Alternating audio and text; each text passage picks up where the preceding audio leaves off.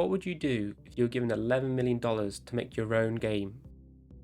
I say this because a studio called Midnight Society raised $11 million in investment round to make a game called Deaddrop. You may have heard this game before. It was tied to an influencer slash content creator called Dr. Disrespect. He was in some controversy not too long ago, and he eventually left this studio.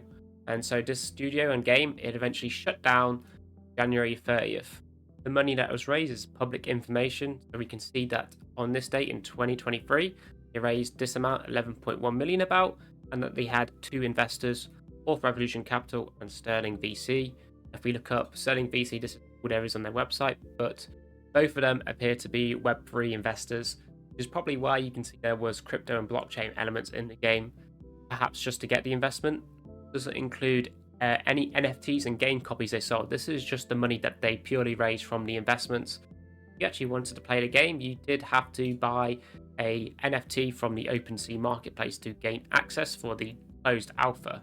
It just seems kind of crazy to me that they raised all this money and even sold the game with NFTs in early access, and that they were unable to push out anything that felt finished, or looked finished I should say, because the game just had missing textures. It just looked like an asset flip more than anything, an early prototype, despite having a significant development team, 55 developers. I feel that's a fair few for a game of this size. Now I will say $11 million is a lot, but it kind of depends on the scale and the size of the team. So 55 developers, if we're thinking of US employees, then the salary could be between $60,000 to $150,000, and with 55 you're going to burn through that $11 million quickly, not including any other expenses that might have to be paid, like office space or advertising, marketing, all that kind of stuff. I think most of us developers would just be happy with enough money to cover costs of like paying for art or assets like sounds, music, or even story writing, like just having a freelancer come and just design it on this project and that's it, rather than them be full-time employees perhaps. If I was given $11 million, I wouldn't mind making like an F-Zero GX kind of game, but this time you could have a procedural tracks in it, like in the old F-Zero on the N64. But I don't have like a proven concept or prototype, and I think that this is what one of the issues of this game project had. So this game was playable in 2022, so that was just before the investment round. In fact, we can see the date is late 2022, so September.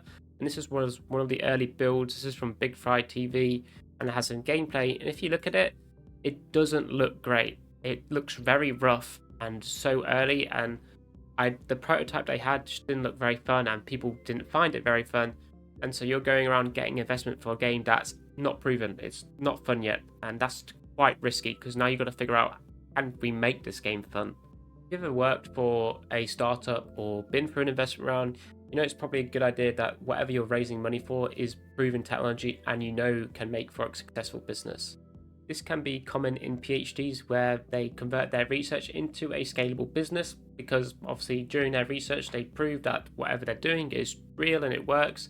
Therefore they can go to an investment round or whatnot and be like, hey look, I have this idea, it works, here's my evidence for my thesis, invest me in money, I want to scale this up to a business. The same can be said for video game development, is that you want to produce a sort of vertical slice, or like a demo, release it on something like itch.io, where players of the public can just play it and see if they like it or not. If they don't like it, you can cancel the project. Not much effort has been put into it. You cut your losses, but if it turns out to be successful, then you can invest your time, money into it and start things like Kickstarters, Patreons, to then develop this game further. So you can just browse around on itch.io and find some small free games and see what they're about. So this is one I just found. It says build a tiny engines that work together in this synergy fulfilled based city builder, and we can see that this is a free prototype, and they're asking for feedback to know if they want to make this a fully released game. And you can look at the comments. Absolutely love this game. It has one more go factor. I can't get enough. I'd love to see this released for full game. Donation sent. So what you're doing is you're mitigating your risk when it comes to investing money into a project or time. Had they, let's say, just went straight away, I'm going to make it a fully released game, and it turns out it wasn't very fun, it wasn't very interesting, then obviously it's a lot of time, money wasted. Also, don't forget about game jams, which are a great way to get an idea, build something, work with a team, and figure out if you want to continue after Jam has ended, especially if you are a winner and receive monetary reward perhaps, and it sounds like, hey, that's kind of like evidence to show that your game was good and fun, and that can be developed into something bigger. But these games are significantly smaller than Deaddrop. Deaddrop was a multiplayer game that also had AI and was in 3D. That raises the complexity and the amount of money required to produce it. Now you're thinking about things like server software and maintenance to upheld. It is definitely something to think about. When does a small developer become like a big developer, where they can start looking at those much larger projects that have much larger amount of money put in towards them? So did Deaddrop even have enough money to produce a prototype that was good enough without the investments? Because even when you make these small prototypes, again, money and time has to be put into it, and some games may require a bigger prototype, a larger game. Like, how would you prototype a RPG game like Final Fantasy? Can that something that really be done? That's a very story focused game, and I guess the only vertical sites would be the gameplay, but the story is still a critical component of it, so that can become quite a challenge. Unfortunately, Deaddrop's not the only game that raised a lot of money and had nothing to show for it. We take our minds back to a few years when Chronicles of Illyria, this game raised a lot of money from not just investments but from the public. It was a Kickstarter game. You can see it got close to about $9 million or $8 million, and they shuttered everything. I think the project is still going, but this game will probably never see the light of day. This game was just far too ambitious from a team that had never made anything like this. So the scope was just far too large. You don't really know what you're doing. You may have a general idea, like I would love to make a MMORPG game, but that requires a gargantuan amount of effort, and only the biggest and best teams can really make a successful one. They just can't guarantee that they're going to be able to give you a finished product at some point. Like if you gave me an infinite amount of money, said go make a car from scratch, it's like I can't guarantee that I will be able to do that, let alone it be a car that would be functional working if I did learn it and was disciplined enough to go through the whole process.